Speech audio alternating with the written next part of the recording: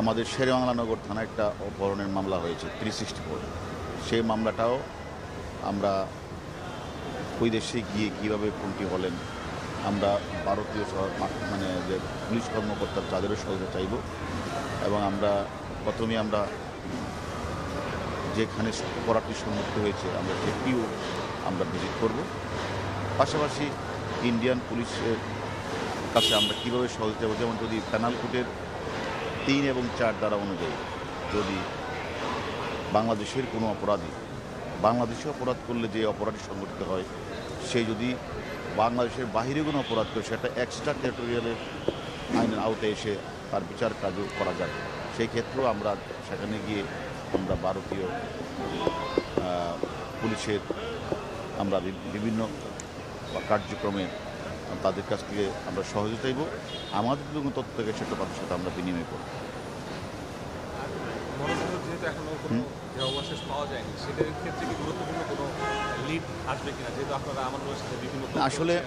আসলে Indian police বিশেষ করে কলকাতা পুলিশ তারা কাজ করছে এবং শুধু কাজ না, তারা যে একজন অপরাধীকেও বাংলাদেশের ব্যক্তি কিন্তু সে ইন্ডিয়াতে অপরাধটি করে তাকে ধরেছে, তাকে নিয়ে তারা বিভিন্ন জায়গায় তারা অভিযান পরিচালনা করছে।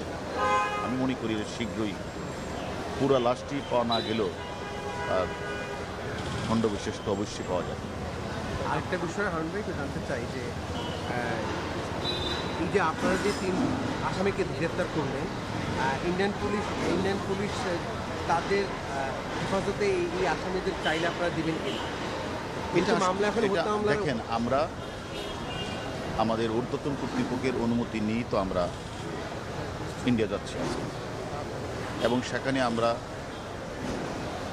যেহেতু অপরাধীও বাংলাদেশে এবং যিনি খুন হয়েছেন উনিও বাংলাদেশের একজন মাননীয় সংসদ সদস্য।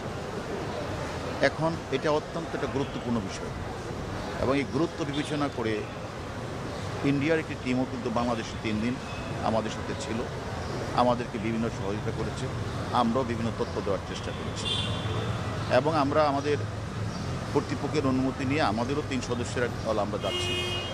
সেখানে গিয়ে আমরা ওনাদের বিশেষ করে ইন্ডিয়ান বা বিশেষ করে কলকাতা পুলিশের আমরা আমাদের সাহায্য সুবিধা চাইব এবং তারা আমাদেরকে অনেক বেশি সহযোগিতা করছে এবং আমরা মনে করি আমরাও 2 দেশের যে পুলিশ আমরা কিন্তু বিভিন্ন তথ্য বিনিময় করেছি এবং আমরাও ওনাদের সাহায্য সুবিধা চাইব এবং আমরা তো আসলে এটা স্বাভাবিকভাবেই পেনাল কোডের 3 এবং 4 ধারা অনুযায়ী এক্সট্রা যেটা যে এটা তো একটা এই দেশের বাহিরেও ঘটলেও বাংলাদেশে যদি আমরা অপরাধ করতে পারি, তাই বাহিরে কোনো ঘটনা ঘটলে আমি তো মনে করি এটা অবশ্যই আমরা এর যে এক্সট্রা টেরিটোরিয়াল যে অফেন্সটা সে অফেন্স অনুযায়ী তো তার বিচার কাজ অবশ্যই বাংলাদেশে করা সম্ভব।